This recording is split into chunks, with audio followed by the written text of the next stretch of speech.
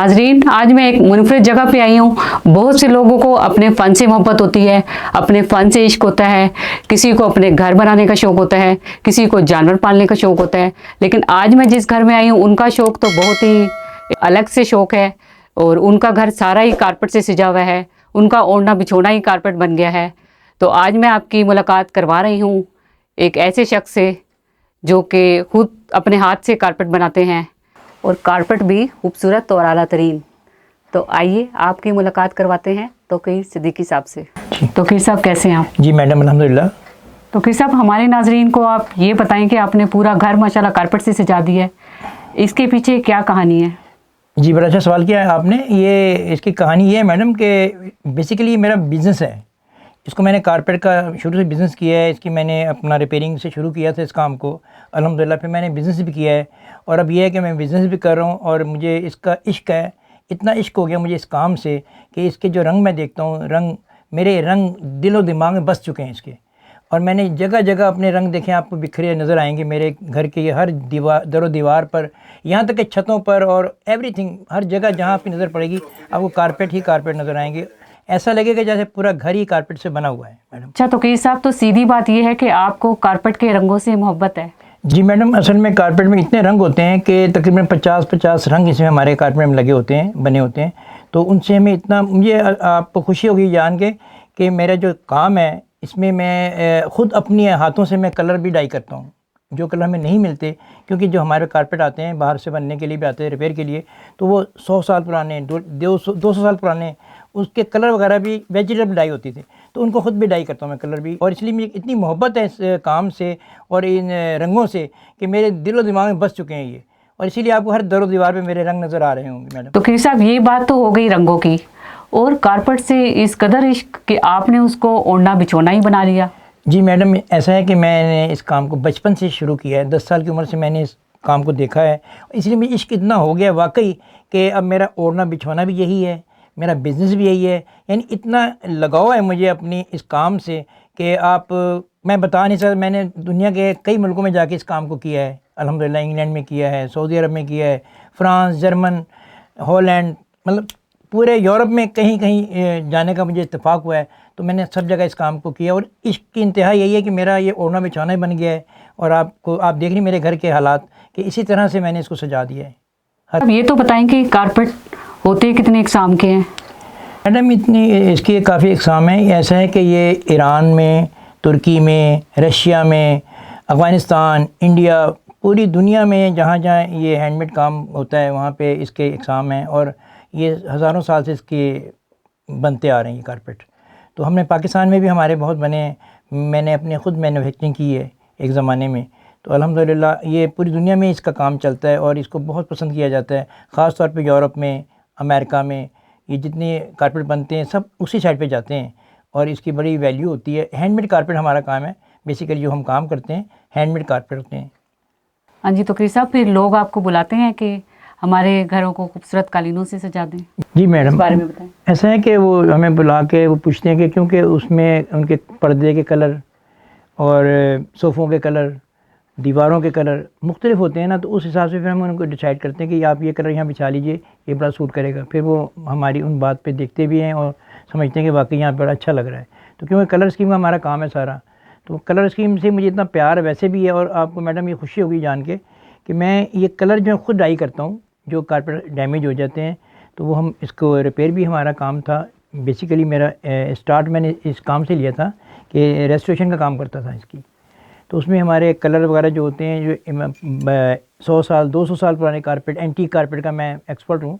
तो उसमें ये है कि फिर मुझे कलर जो है वो खुद डाई करने पड़ते थे। सब्ज़ी के कलर होते हैं, वेजिटेबल डाई, वो हम बनाते थे।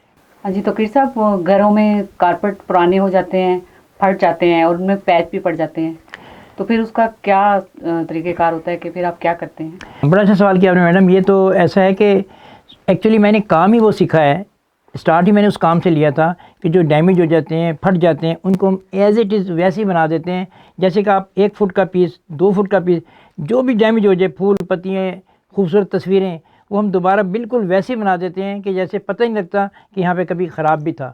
यही बेसिक हम इसको हम कहते हैं रिपेयर का काम, रिपेयरिंग करना और इसको रेस्टोरेशन करना। तो यही बेसिक मेरा काम स्टार्ट में यही किया था। उसके बाद मैं बिज़नेस में आया हूँ। तो अल्हम्दुलिल्लाह मैंने बड़े बड़े आला कारपेट अमेरिका से हमारे पास कारपेट आते थे बनने के लिए, जो मैंने बना के दिए हैं उनको। और इसी तरह पूरी दुनिया से, यूरोप से, जर्मन, फ्रांस, यहाँ से भी हमारे पास कारपेट इंग्लैंड से आते थे बनने के लिए, तो हमने बना के दिए अल्हम्दुलिल्लाह। मैंने क्वीन के घर का भी काम किया हुआ है और क्योंकि मुझे इत्तेफाक रहा है इंग्लैंड में रहने का, तो उनके घर के जो डैमेज कारपेट थे वो भी मैंने रिपेयर किए हैं और अल्हम्दुलिल्लाह बड़ा ही वहाँ से नाम कमाया है, इज़्ज़त कमाई है, पाकिस्तान का नाम रोशन किया है मैंने। कौन सी क्वीन, आप रॉयल फैमिली की बात? जी मैडम, वही मलका एलिज़ाबेथ बरतानिया की। अच्छा, तो कई साहब ये बताएं कि हमने सुना है कि आपने अपना वॉशरूम भी बड़ा कारपेटेड किया हुआ है। जी जी मैडम, मैंने बड़ा खूबसूरत सजाया हुआ है। आप वहाँ बैठ के चाय और बिस्किट भी खा सकती हैं, इतना ज़बरदस्त मैंने बनाया है। अभी आपको मैं दिखाता हूँ, आप चलिए।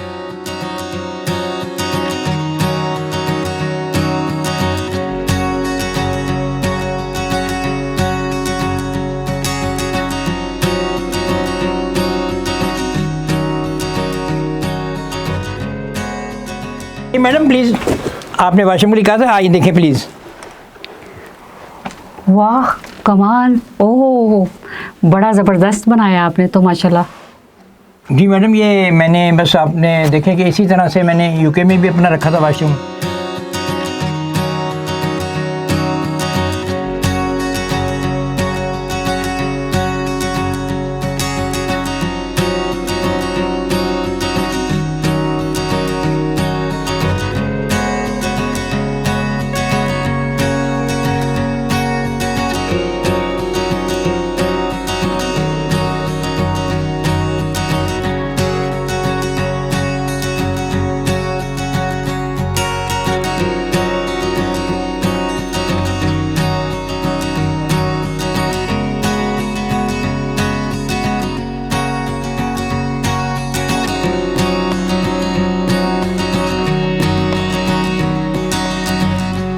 सर वॉशरूम का तो मकसद ही कुछ और होता है, लेकिन आपने इतना खूबसूरत वॉशरूम बनाया हुआ है, इसके पीछे क्या सोच है?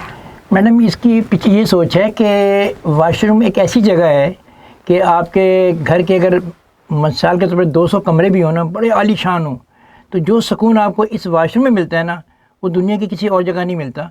और यहाँ पे बड़ी सोचियाँ इंसान को आती हैं।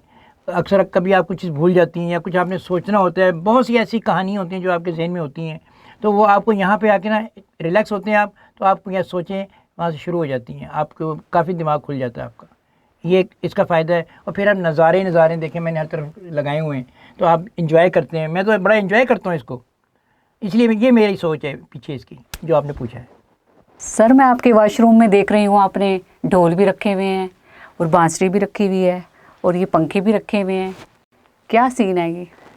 मैडम, इसका सीन ये है कि जब आप वॉशरूम में आती हैं ना, तो मेरी अपनी सोच ये है कि अक्सर आप देखें, अगर आपके घर के पास 10 भी कमरे हो ना, बड़े खूबसूरत, बड़े आलीशान, लेकिन जब आपको प्रॉब्लम होती है ना अपने आने की वॉशरूम में, तो कोई आपको कमरा अच्छा नहीं लगा, आप भाग कर यहाँ पर आएंगे। और यहाँ पे जो मैडम सुकून मिलता है ना इंसान को, वो दुनिया की किसी जगह नहीं मिलता, जो प्रेशर आपको आया होता है ना उस टाइम। तो अब यह है कि ये पंखे अगर रखें, तो जब मसला कोई ऐसा, जब हम ब्रेक होती है हमारी, तो हम इससे अपने हाथ की एक्सरसाइज भी होती है और मतलब है कि मज़े लेते हैं और इन्जॉय करते हैं, पूरे इस अपने नज़ारे करते हैं हर चीज़ का, जैसे आपने फरमाया है। वाह क्या बात है। सर हमने टॉयलेट सिंगर तो सुने हैं, लेकिन वॉशरूम में आके आपको भी मौसीकी याद आती है कभी? जी मैडम बिल्कुल, यहाँ पे आके तो बड़े बड़े अच्छे मुझे गीत याद आते हैं। मैंने काफ़ी अक्सर यहाँ बैठ के काफ़ी गीत याद किए हैं और मुझे बिल्कुल आते हैं। अगर आप कहें तो मैं आपको एक आध लाइन सुना भी दूँ। जी जी सुनाइए। क्यों दूर दूर रहंदे हो हजूर मेरे कोलों, मैनू दस दिओ होया की कसूर मेरे कोलों, मैनू दस दिओ होया की कसूर मेरे कोलों। कितों सिक्खियां ने तुसा नजरां चुरानियां, कदी हस के ते बोलो मेरे दिल जानिया। ओ मेरी जिंदगी दा खो ना सरूर मेरे कोलों, मैनू दस दिओ होया की कसूर मेरे कोलों। एडा रूप ते नहीं करना गुमान चाहिदा, टूटे दिलां उत्ते करना एहसान चाहिदा। हो सुनो दुखां दी कहानी ए जरूर मेरे कोलों, मैनू दस दिओ होया की कसूर मेरे कोलों। बहुत खूब सर, आप तो गाते भी बहुत अच्छे हैं। Thank you madam.